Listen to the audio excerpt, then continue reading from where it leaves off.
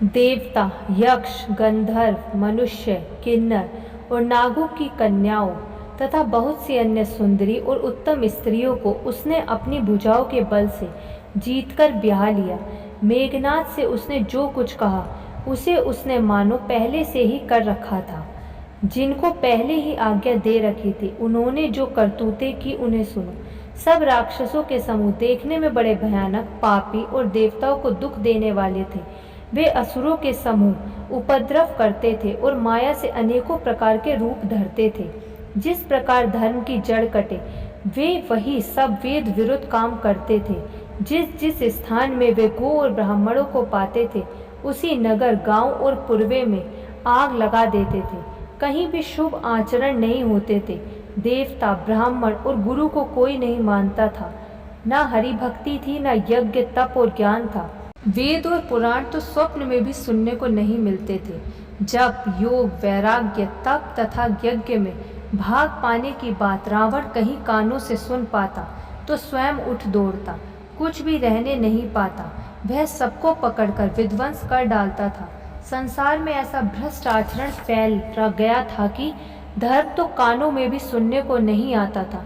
जो कोई वेद और पुराण कहता उसको बहुत तरह से त्रास देता और देश से निकाल देता था। राक्षस लोग जो घोर अत्याचार करते थे उसका वर्णन नहीं किया जा सकता। हिंसा पर ही जिनकी प्रीति है उनके पापों का क्या ठिकाना। पराये धन और पराई स्त्री पर मन चलाने वाले दुष्ट, चोर और जुआरी बहुत बढ़ गए। लोग माता पिता और देवताओं को नहीं मानते थे और साधुओं से सेवा करवाते थे।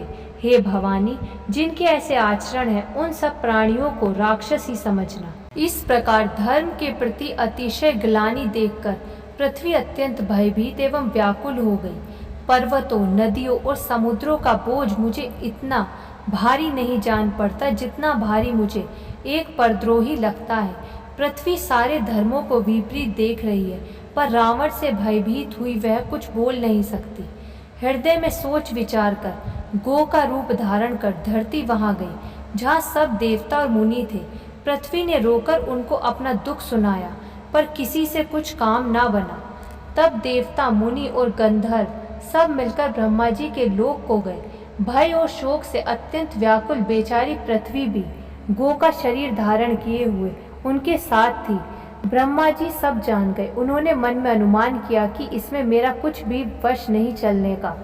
जिसकी तू दासी है वही अविनाशी हमारा और तुम्हारा दोनों का सहायक है। ब्रह्मा जी ने कहा, हे धरती, मन में धीरज धारण करके श्री हरि के चरणों का स्मरण करो।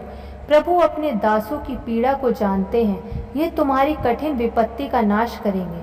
सब देवता बैठकर विचार करने लगे कि प्रभु को कहाँ पावे ताकि उनके सामने पुकार करें। कोई वैकुंठपुरी जाने को कहता था और कोई कहता था कि वही प्रभु क्षीर समुद्र में निवास करते हैं। जिसके हृदय में जैसी भक्ति और प्रीति होती है प्रभु वहाँ सदा उसी रीति से प्रकट होते हैं। हे पार्वती, उस समाज में मैं भी था। अवसर पाकर मैंने एक बात कही। मैं तो यह जानता हूँ कि भगवान सब जगह समान रूप से व्यापक है। प्रेम से वे प्रकट हो जाते हैं। देश, काल, दिशा, विदिशा में बताओ ऐसी जगह कहाँ है जहाँ प्रभु ना हो। वे चराचरमय होते हुए ही सबसे रहित हैं और विरक्त हैं। वे प्रेम से प्रकट होते हैं जैसे अग्नि। मेरी बात सबको प्रिय लगी। ब्रह्मा जी ने साधु साधु कहकर बढ़ाई की। मेरी बात सुनकर ब्रह्मा जी के मन में बड़ा हर्ष हुआ। उनका तन पुलकित हो गया और नेत्रों से आंसू बहने लगे। तब वे धीर बुद्धि ब्रह्मा जी सावधान होकर हाथ जोड़कर स्तुति करने लगे। हे देवताओं के स्वामी, सेवकों को सुख देने वाले, शरणागत की रक्षा करने वाले भगवान, आपकी जय हो, जय हो। हे गो ब्राह्मणों का हित करने वाले, असुरों का विनाश करने वाले, समुद्र की कन्या के प्रिय स्वामी, आपकी जय हो। हे देवता और पृथ्वी का पालन करने वाले, आपकी लीला अद्भुत है, उसका भेद कोई नहीं जानता। ऐसे जो स्वभाव से ही कृपालु और दीन दयालु हैं वे ही हम पर कृपा करें। हे अविनाशी, सबके हृदय में निवास करने वाले, सर्वव्यापक परम आनंद स्वरूप, अज्ञ, इंद्रियों से परे, पवित्र चरित्र, माया से रहित मुकुंद, आपकी जय हो, जय हो। विरक्त तथा मोह से सर्वथा छूटे हुए मुनि वृंद भी अत्यंत अनुरागी बनकर जिनका रात दिन ध्यान करते हैं और जिनके गुणों के समूह का गान करते हैं उन सच्चिदानंद की जय हो, जिन्होंने बिना किसी दूसरे संगी अथवा सहायक के अकेले ही 3 प्रकार की सृष्टि उत्पन्न की। वे पापों का नाश करने वाले भगवान हमारी सुधि ले, हम न भक्ति जानते हैं न पूजा, जो संसार के भय का नाश करने वाले, मुनियों के मन को आनंद देने वाले और विपत्तियों के समूह को नष्ट करने वाले हैं। हम सब देवताओं के समूह मन, वचन और कर्म से चतुराई करने की बात छोड़कर उनकी शरण है। सरस्वती, वेद, शेष जी और संपूर्ण ऋषि कोई भी जिनको नहीं जानते, जिन्हें दीन प्रिय है, ऐसा वेद पुकार कर कहते हैं, वे ही श्री भगवान हम पर दया करें। हे संसार रूपी समुद्र के लिए मंद्राचल रूप, सब प्रकार से सुंदर, गुणों के धाम और सुखों की राशि नाथ, आपके चरण कमलों में मुनि, सिद्ध और सारे देवता भय से अत्यंत व्याकुल होकर नमस्कार करते हैं। देवता और पृथ्वी को भयभीत जानकर और उनके स्नेह युक्त वचन सुनकर शोक और संदेह को हरने वाली गंभीर आकाशवाणी हुई। हे मुनि, सिद्ध और देवताओं के स्वामियों, डरो मत, तुम्हारे लिए मैं मनुष्य का रूप धारण करूंगा और पवित्र सूर्य वंश में अंशों सहित मनुष्य का अवतार लूंगा। कश्यप और अदिति ने बड़ा भारी तप किया था, मैं पहले ही उनको वर दे चुका हूँ। वे ही दशरथ और कौशल्या के रूप में मनुष्यों के राजा होकर श्री अयोध्यापुरी में प्रकट हुए हैं। उन्हीं के घर जाकर मैं रघुकुल में श्रेष्ठ 4 भाइयों के रूप में अवतार लूंगा। नारद के सब वचन में सत्य करूंगा और अपनी पराशक्ति के सहित अवतार लूंगा। मैं पृथ्वी का सब भार हर लूंगा। हे देववृंद, तुम निर्भय हो जाओ। आकाश में ब्रह्म की वाणी को कान से सुनकर देवता तुरंत लौट गए, उनका हृदय शीतल हो गया। तब ब्रह्मा जी ने पृथ्वी को समझाया, वह भी निर्भय हुई और उसके जी में भरोसा आ गया। देवताओं को यही सिखाकर कि वानरों का शरीर धर धर कर तुम लोग पृथ्वी पर जाकर भगवान के चरणों की सेवा करो। ब्रह्मा जी अपने लोक को चले गए, सब देवता अपने अपने लोक को गए। पृथ्वी सहित सबके मन को शांति मिली। ब्रह्मा जी ने जो कुछ आज्ञा दी उससे देवता बहुत प्रसन्न हुए और उन्होंने देर नहीं की।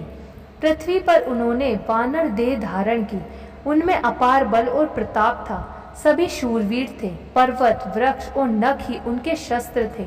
वे धीर बुद्धि वाले भगवान के आने की राह देखने लगे। वानर पर्वतों और जंगलों में जहां तहां अपनी अपनी सुंदर सेना बनाकर भरपूर छा गए। यह सब सुंदर चरित्र मैंने कहा, अब वह चरित्र सुनो जिसे बीच ही में छोड़ दिया था।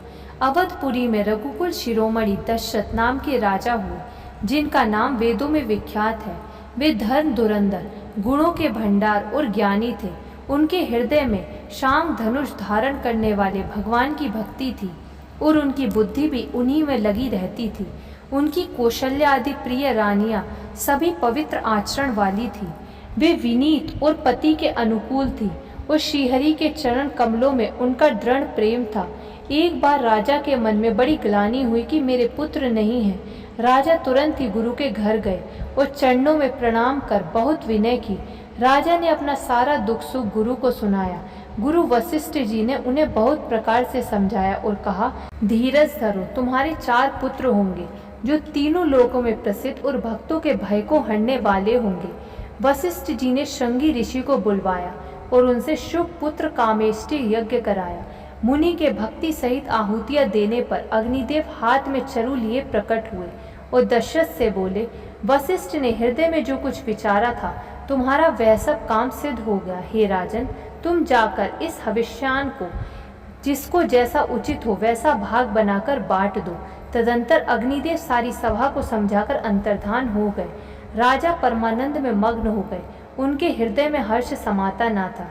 उसी समय राजा ने अपनी प्यारी पत्नियों को बुलाया। कौशल्या आदि सब वहां चली आई। राजा ने आधा भाग कौशल्या को दिया, आधे को 2 भाग किए। वह राजा ने केकई को दिया।